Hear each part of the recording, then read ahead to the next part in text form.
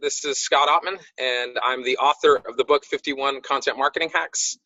I'm the person behind the popular infographic 21 Types of Content We Crave, and I'm the founder of the website directresponsecontentmarketing.com, which is all about a new form of marketing. And this is part of the reason that we're getting together today. My special guest today is David Garfinkel, and I'm grateful to have him here today. He is the author of the book Breakthrough Copywriting. He's been called by some people the world's greatest copywriting coach. He has worked with copywriters and companies within 100 different industries.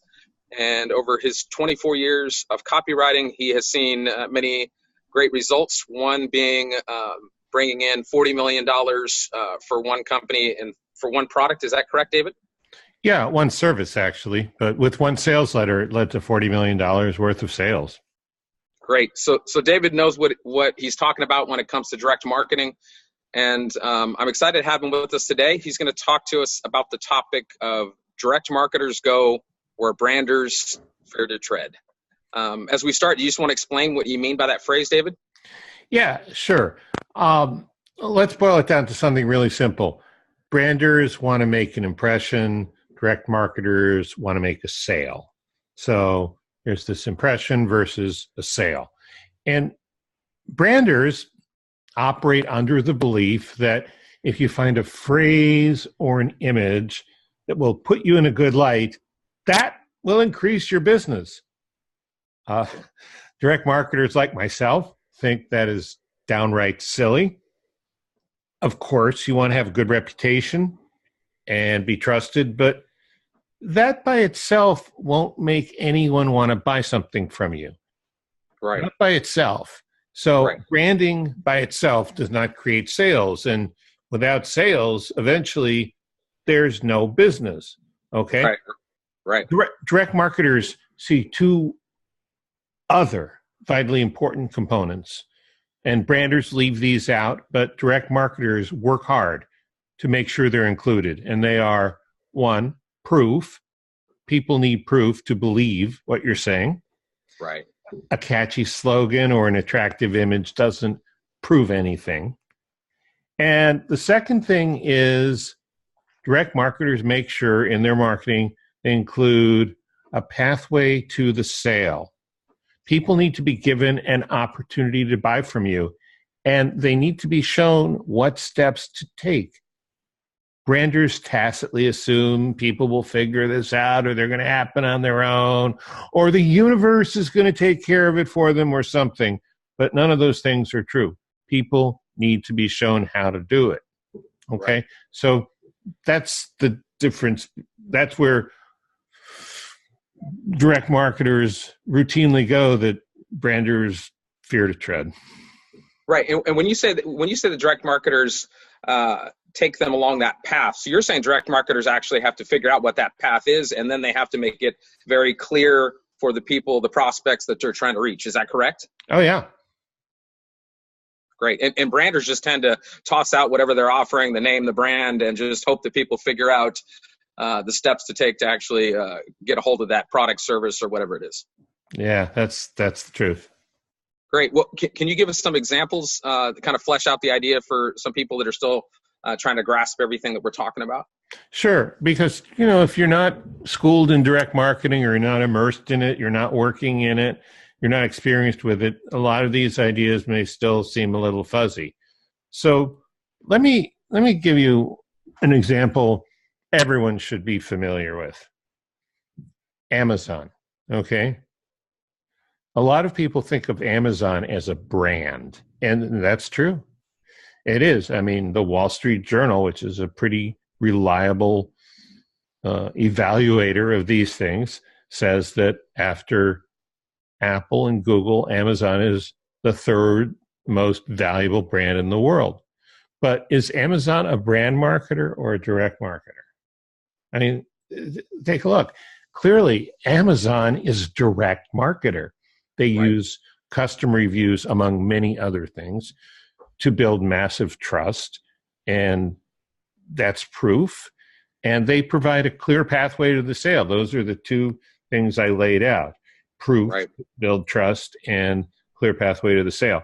They even have one-click buying set up for some customers. So Amazon is headed by the world's richest man. And who made him rich? His parents didn't give it to him. Amazon did. Okay. Right. So how about that? Now, okay, maybe he was the world's richest man before his divorce. So I don't know where he stands now. Right. But it's still in the tens of billions of dollars. I Right. mean, okay, that's like mega international corporate on a small business person-to-person basis. I'll give myself as an example, and I'll just point out one thing. There are many things. So I operate as a direct marketer, as well as coaching other direct marketers. So my book, Breakthrough Copywriting. These days, a lot of entrepreneurs write books solely to brand themselves as experts. You know, I'm an expert. I wrote a book. In my book, I try and go way beyond that. I certainly show my expertise, but I want to provide value to the reader, far in excess of the money they paid. And I want to build trust. And I do have calls to action right in the book. I think you've seen the book, right, Scott? And, Yes. you know, I invite people to go to my podcast. I invite people to apply for coaching or apply for a critique. So I'm doing it in a book, which is traditionally not a place to operate commercially. But these days, it's certainly okay. And direct marketers like myself do that. So there are two examples right there. Great, and I really love the Amazon example. I'm gonna talk about that in some future posts and things like that. But I love it because people think Amazon's this new type of company, and it's really a mail order company that happens to be using the internet in order to send things, through the mail. In fact, they're such a massive mail order company. They've impacted the post office. They now deliver on Sundays. They do all sorts of crazy things. I've got special Amazon vans dropping packages off, and so yeah, that's a great example for everyone to really think about. Yeah, it's an extreme example, and I'm hope that as you look at my face, you can see you don't need to be Amazon or Jeff Bezos to be a successful direct marketer. That's right. But it is an example. Yes. So when you compare direct marketers versus branders, what would you say is the key question that direct marketers ask that branders tend to avoid or don't realize they should even ask? Okay, so I think probably the most important one that really smart direct marketers ask is, what can I do to develop the kind of relationships with customers so they buy from me again and again? I'll say that again because it's a pretty simple question, and it's a question that not too many people ask, but smart direct marketers do. What's the one thing I can do to develop the kind of relationship with customers where they buy from me again and again? And this, of course, is where your expertise comes in, Scott. And this is, I think, the intersection of direct marketing and content marketing, because the answer to that question writ large is providing value before, during, and after the sale. Right. And the way you can do that is with valuable content. Right. And yet, if you write the content to brand yourself or to show how smart you are or to entertain people, okay, good for you. But if you're working on content creation from a direct marketing point of view, those aren't the things you should do. The things you should do are provide value, build up trust, show consistency, and lead people towards their first purchase or their subsequent purchase. Right. And it's those subsequent purchases that really are the key to direct marketers, right? It's that second, third, and fourth, and the branders only care about that first, and they don't even care about any relationship or connection with the person. They just want that sale. But direct marketers are, like you said, they're concerned about that second, third, fourth, and that relationship, that lifetime value. Absolutely. Absolutely. That's great. Well, thanks so much, David, for taking the time. For someone watching this interview, if they wanted to learn more about you, hear more of your thoughts, your ideas, what are some ways for them to learn more about you, find out more about you, et cetera?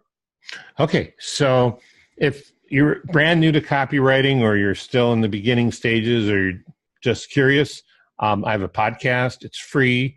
We're up to about 115 recorded episodes now. I think, what's 8 from that? 107 actually published. We're about 8 weeks ahead. And wow. That's at copywriterspodcast.com. One word, copywriterspodcast.com. Well, 2 words, 1 URL. And then I've got a book called Breakthrough Copywriting, and that's on Amazon. And this is only for people who I would say are making over $100,000 a year as a copywriter, or they have a business doing a couple $100,000, and they know the value of the critique. They understand the multiplier effect. Somebody wants that, you can go to garfinkelcoaching.com. I don't work with beginners, and my fees are high to people who aren't in the game. And like, I'll give you an example of what a bargain is. What a bargain my fees are. I have a client who was selling, I think it was a $60 product using Facebook ads to a landing page, and it was costing about $50 a sale. In other words, zero profit. Just by changing his copy, we got it down to $2.52 a sale. So all of a sudden, each sale became, about $45 more profitable. So wow. That's the kind of thing I can't promise I can do that. Sometimes I don't do as much, but usually I can at least double someone's profitability or response with my critiques. And with copywriters and business owners who really want to get in a direct response model, I have a year-long mentoring program for that at garfinkelcoaching.com. Great. Now I'll take those links and I'll put them along with this video so people can just click on it right there where they're watching the video. So great, thanks. David. Thanks so much for taking the time today. It was great to see you, and great to hear thoughts and your ideas as always. Okay, take care. Thanks.